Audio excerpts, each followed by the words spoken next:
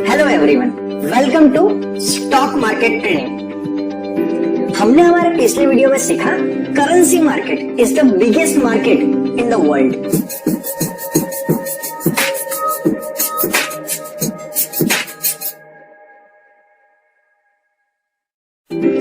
Our today's topic is technical analysis currency trading part 2, in which we will cover currency market, what is PIP, best technique to do currency trading। Currency market बहुत सारी different pair available होती है cross currency के अंदर। दुनिया की जितनी भी कंट्रीज हैं उनकी करेंसी के बीच में ट्रेडिंग हो सकता है। Major pairs are USD, Japanese yen, euro USD, Australian dollar USD, Great Britain pound USD, USD to Swiss Frank.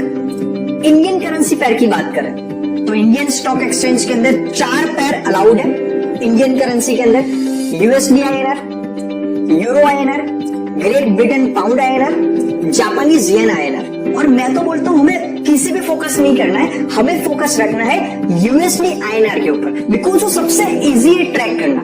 US market and Indian market directly connected होते हैं। आपको ये देखना है कि यूएस का जो डाउ जोन्स है वो अप जा रहा है या डाउन जा रहा है, इंडियन स्टॉक एक्सचेंज का निफ्टी, बैंक निफ्टी अप जा रहा है या डाउन जा रहा है।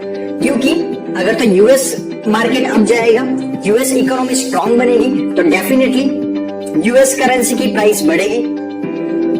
अगर तो इंडियन इकोनॉमी स्ट्रांग बनेगी तो यूएस आईएनआर की पैर की प्राइस कम होगी।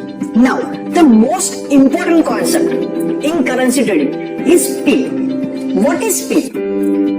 PIP is the minimum point by which a currency can move in 4 digit and is called PIP।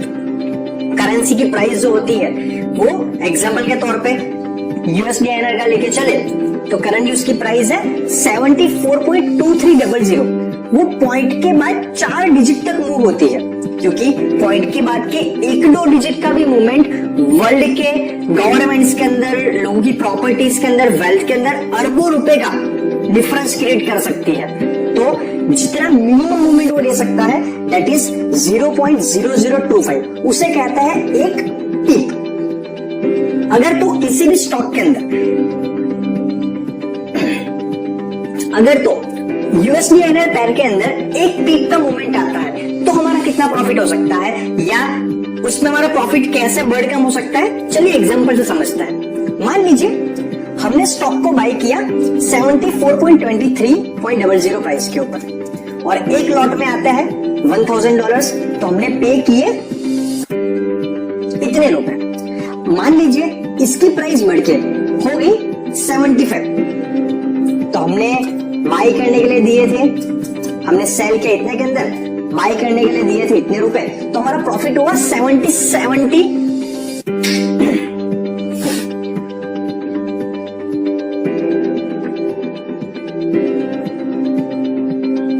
USD INR की पेयर की अगर तो प्राइस की मूवमेंट होती है उसके अकॉर्डिंगली हमारा प्रॉफिट या लॉस कैसा अप डाउन हो सकता है। अगर पीक के अंदर मूवमेंट हुआ तो कैसा अप डाउन हो सकता है, चलिए एग्जांपल से समझते हैं। मान लीजिए हमने स्टॉक को बाय किया 74.2300 जो करंट प्राइस है, हमने नवंबर के फ्यूचर को बाय किया। यहाँ पे फ्यूचर को समझना बहुत जरूरी है। फ्यूचर एक लॉट में वर्क करता है, वो एक स्टॉक की तरह ही होता है। एक मात्र जो डिफरेंस होता है वो ये होता है कि उसकी एक्सपायरी आती है। वो अगर नवंबर का फ्यूचर है तो नवंबर के एंड, नवंबर महीने का जो लास्ट वर्किंग थर्सडे होगा वो उसकी एक्सपायरी होगी। अगर तो हम दिसंबर के फ्यूचर को बाय करेंगे तो दिसंबर मंथ का लास्ट वर्किंग थर्सडे वो उसकी एक्सपायरी होगी। अगर तो हम जनवरी मंथ का लेंगे तो जनवरी मंथ का लास्ट वर्किंग थर्सडे वो उसकी एक्सपायरी होगी। चलिए अगर बात करें नवंबर की, हमें इसको बाय करना है 74.2300 के अंदर, हमें इसको बाय करना है 74.2300 के अंदर। हमने एक लॉट बाय किया है तो हमने पे की, हमें लॉट मिला, एक्चुअली उसकी वैल्यू हुई इतने रुपए।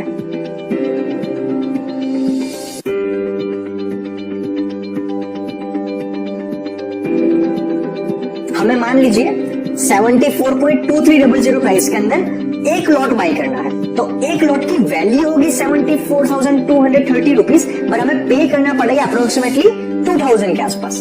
मान लीजिए इसकी प्राइस बढ़ के हो गई 75 रुपीज, तो हमें कितना प्रॉफिट होगा? हमारे लॉट की वैल्यू बन जाएगी 75,000 और हमने जब बाई किया तब उसकी वैल्यू थी इतनी, तो हमें प्रॉफिट होगा 770 रुपीज का on the investment of 2,000 rupees and that is approximately 3.5% with in some days. तो इस तरीके से हम प्रॉफिट अर्न कर सकते हैं। आपने जिस प्राइस पे बाई किया उसमें से सेलिंग प्राइस का हम डिफरेंस लेंगे, वो हमारा नेट प्रॉफिट या तो लॉस बन जाएगा। नाउ करेंसी पेयर के अंदर जो हम बेसिक समझना है, यूएसडी आईएनआर पेयर, यूएसडी को हम बोलते हैं बेस और आईएनआर को बोलेंगे काउंटर। एक यूएसडी को बाई करने के लिए हमें कितने आईएनआर पे करने पड़ेंगे वो दिखाता है कोई भी पेयर। अगर बात करें यहाँ पे यूरो एंड आईएनआर है, तो एक यूरो को बाई करने के लिए हमें कितने आईएनआर पे करने पड़ेंगे, ये हो गया। इंडियन मार्केट के अंदर ये 4 पेयर ही अलाउड है, US dollars, euro, great Britain pound and Japanese yen. And अगर बात करें क्रॉस करेंसी के अंदर तो ये 3 पेयर अलाउड है। उसके अलावा इंडिया में बाकी पेयर्स लीगल नहीं है, वो अलाउड नहीं है। Now the best technique to do trading in currency market, buy low sell high.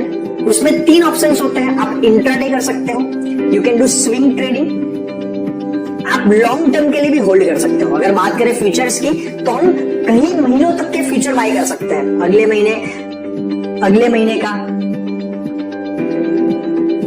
महीने का, अगले साल के जनवरी, फरवरी, मार्च, अप्रैल में हम लॉन्ग टर्म के लिए भी इसको बाय कर सकते हैं। चलिए पहले समझते हैं इंट्राडे। तो जैसे हमने इक्विटी मार्केट का डिस्कस किया हुआ है उसी तरीके से करेंसी मार्केट यहाँ पे वर्क करता है। अगर हमें टूल्स को यूज करना है तो for intraday we will select 15 minute time frame candle. हम स्टडीज में जाके वीवेप, एमएसडी, मनी फ्लो, आपको जो भी सुटेबल लगता है, RSI, pivot points, moving average, आप उसका वर्डिंग वहां पे लगा सकते हैं। यहाँ पे अगर तुम देखेंगे एमएसडी को, अगर बात करें 18 नवंबर को हमने ट्रेडिंग किया होता, तो यहाँ पे हमने एमएसडी और वीवेप दोनों ने सेल का सिग्नल दिया है। तो अगर तो हमने 74.5152 पे हमने सेल किया होता एक क्वांटिटी और हमें यहाँ पे कहीं पे उसको बाय किया होता, क्योंकि नीचे हमें मनी फ्लो इंडेक्स दिखा रहा है कि वो ओवर सोल्ड जोन में चल रहा है, तो कभी भी रिवर्स हो सकता है। और हमें यहाँ पे हैमर टाइप की कैंडल मिली है, तो हमें मान लीजिए 74.2085 में हमने बाय किया होता, हमने सेल किया है इस प्राइस के ऊपर 74.5180। हम कैलकुलेट कर लेते हैं हमारा प्रॉफिट लॉस कितना होगा। वो हमने सेल किया है 74.5120 एंड अगर उसको हम बाई करेंगे 74.2 ले लेते हैं और हमने क्वांटिटी बाई करी है 1, तो हमारी ब्रोकरेज होती है अप्रोक्सीमेटली 50 रुपीज के आसपास और हमारा नेट प्रॉफिट होता 266.28 रुपीज के आसपास। और अगर हमने 10 क्वांटिटी को लिया होता तो हमारा प्रॉफिट हो जाता है अप्रोक्सीमेटली 3800। तो हमारा प्रॉफिट हो जाता है नेट प्रॉफिट 3087.53। और चलिए हम देखते हैं कि अगर हमें इसको 10 क्वांटिटी को अगर तो सेल करना हो तो कितने पैसे में देने पड़ेंगे। 20,000 रुपए के सामने हमारा प्रॉफिट हुआ 3,000 rupees with in day, that is approximately 10 to 12%। तो इतना इजी होता है करेंसी मार्केट में ट्रेड करना, क्योंकि करेंसी मार्केट में गवर्नमेंट्स डील करती है, इकोनॉमी पे डिपेंड करता है, तो इसमें फॉल या तो फेक सिग्नल मिलना अलाउड नहीं होता और एक रेंज बाउंड होता है। इसमें प्रॉफिट का चांस भी बहुत ज्यादा नहीं होता है, तो साथ में लॉस का चांस भी बहुत ज्यादा नहीं होता। And the most important advantage, इसमें ब्रोकरेज ऑलमोस्ट ना के बराबर होता है, तो जो भी है वो मेन आपका प्रॉफिट ही होता है। अगर तो हम इसके 1 डे को देखें और हमें मान लीजिए स्विंग ट्रेडिंग करनी हो तो मैं मनी फ्लो इंडेक्स को होता है, तो आप ध्यान से अगर तो देखोगे तो एक सेम रेंज में ही वो मूव करता रहता है। वो कभी भी 80 से अप नहीं जाएगा, कभी भी 70 के नीचे नहीं जाएगा, 70-80 के बीच में ही वो मूवमेंट देता रहेगा। हम स्टडीज में जाके स्विंग ट्रेडिंग के लिए बॉलिंजर बैंड थियरी को अप्लाई करेंगे। तो हमें यहाँ पे ध्यान से, हमें बॉलिंजर बैंड थियरी क्या बताती है कि जब भी वो ऊपर की लाइन को टच करता है हमें सेल करने के मौके ढूंढने हैं। अगर तो हमने 19 जून को 77.4971 में सेल किया होता, नियरली 77.51 मान लेते हैं, और करंटली उसकी प्राइस चल रही है 74, तो हमारा जो प्रॉफिट हुआ होता, चलिए उसे कैलकुलेट करते हैं। मान लीजिए हमने 10 क्वांटिटी को किया होता, हमने सेल किया 77.5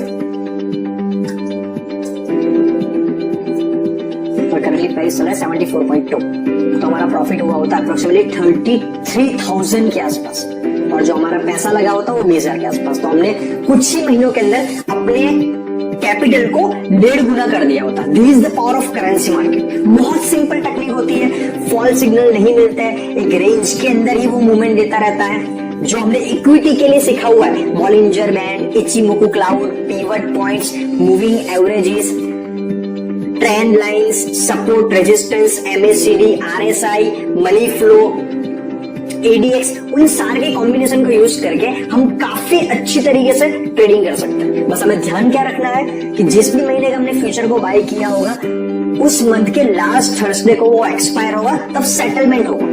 आप एक्सपायरी के दिन दोपहर के 12:30 बजे तक ट्रेडिंग कर सकते हो। देन आफ्टर 12:30 एक RBI एक प्राइस अनाउंस करती है, उस प्राइस पे सेटलमेंट होता है। अगर आपने बाय किया होगा तो वो सेल हो जाएगा ऑटोमेटिकली, आपने पहले सेल किया होगा तो ऑटोमेटिकली बाय हो जाएगा।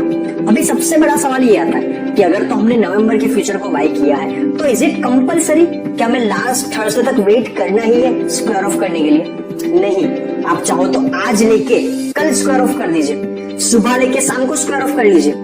इंट्राडे ना भी हो, नॉर्मल अगर हम बाय करना चाहते हो ओवरनाइट पोजीशन, फिर भी हम वो चीज कर सकते हैं। तो ये हो गया करेंसी मार्केट। आप उसी तरीके से Britain pound and INR, euro and INR, Japanese yen and INR को भी ट्रेड कर सकते हो। But I would suggest USD INR बहुत ही सेफ ट्रेडिंग होता है, बहुत ही इजी टेक्निक से ट्रेडिंग हो सकता है, आप काफी अच्छा प्रॉफिट अर्न कर सकते हो। टाइमिंग भी ज्यादा रहता है, एक रेंज में ही बाउंड करता है, तो आपका रिस्क भी मैनेज हो जाता है। आप सिर्फ दिन में 1-1.5 घंटा भी स्क्रीन को देख के करोगे तो आराम से काफी अच्छा प्रॉफिट अर्न कर पाओगे। तो आज के वीडियो के अंदर हमने सीखा currency market is very easy to trade. तो आज के वीडियो में इतना ही, मिलते हैं नेक्स्ट वीडियो में। Thank you very much.